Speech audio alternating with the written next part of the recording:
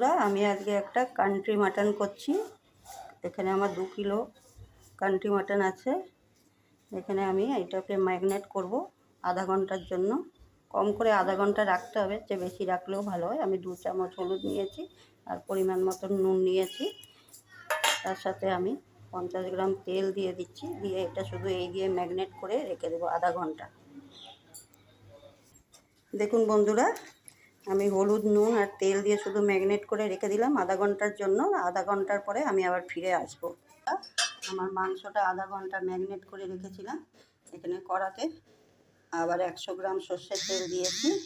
এর মধ্যে আমি 4টে তেজপাতা, এর মধ্যে আমি একটু গোটা গরম মশলা দিয়ে দিলাম, দিয়ে এখানে 5-6টা কাঁচা লঙ্কা দিয়ে দিলাম চিরা। এর মধ্যে আমি একটু পেঁয়াজ দিয়ে দিলাম। পেঁয়াজ আমার এখানে 4টা কুচিয়ে নিয়েছি। 4টা পেঁয়াজ কুচিয়ে আমি দিচ্ছি, দিয়ে এখন এটাকে একটু ভাজবো পেঁয়াজটাকে, তারপরে আমি আবার দেখাচ্ছি। দেখুন, আমি পেঁয়াজটা বেশি ভাজবো না, এর মধ্যে আমি এখন মাটনটা দিয়ে দেবো। দেখুন, আমি পুরো মাটনটা দিয়ে দিয়েছি। এটাকে এখন আমি কষাবো একটু পেঁয়াজটা দিয়ে। মাটনটা দিয়ে নাড়াচাড়া করে দিয়েছে, এবার আমি একটু ঢাকা দিয়ে দেব, দিয়ে তারপরে আমি আবার আমার মাটনটা একটু কষানো হয়ে গেছে পেঁয়াজটা দিয়ে।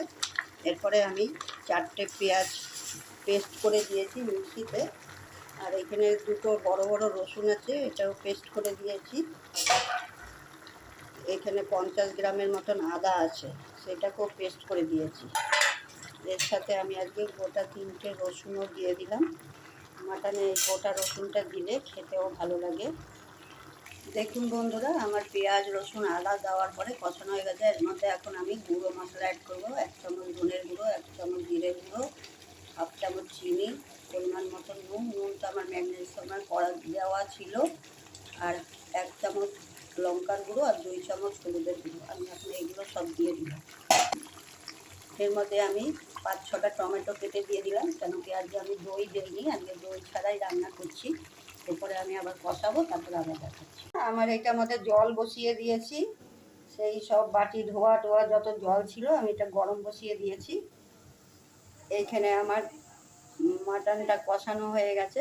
এখন আমি এই জলটার মধ্যে ঢেলে দেবো। আমার কড়াটা তো ছোট, ওই জন্য বড়ো একটা গামলা বসিয়েছি, ওর মধ্যে এখন মাটনটা আমি ছেড়ে দিচ্ছি। দেখুন, আমি এই গামলাতে ঢেলে দিয়েছি, এখন এটা ফুটুক। মাটনটা আমি আজকে কুকারে দেইনি, আজকে এমনি কষিয়ে কষিয়ে রান্না করছি, তা একটু সিদ্ধ হতে একটু টাইম দিবে। বন্ধুরা, আমার কান্ট্রি মাটন কমপ্লিট। এর মধ্যে আমি একটু আলু দিয়ে দিয়েছি, ভেজে রেখেছিলাম। মাটনে আলু না দিলে ভালোই লাগে না, একটু আলু দিলে আপনারা না চাইলে নাও দিতে পারেন। এর মধ্যে লাস্টে একটু গরম মশলা দিয়ে দিলাম, কেন আমি গোটা গরম মশলা আগে দিয়েছি, ওই জন্য আমি বেশি দিলাম না। এটা আমার কমপ্লিট হয়ে গেছে। এটা এখন আমি গ্যাস অফ করে দেবো। দেখুন, আমার কান্ট্রি মাটন কমপ্লিট। এভাবে একবার বানাবেন। আর দেখুন, আমি দেখিয়ে দিচ্ছি, এটা একদম নরম হয়ে গেছে। এখন এটা আমি শুধু প্রেসার কুকার ছাড়াই করলাম, যার জন্য আমার একটু সিদ্ধ হতে টাইম লাগলো।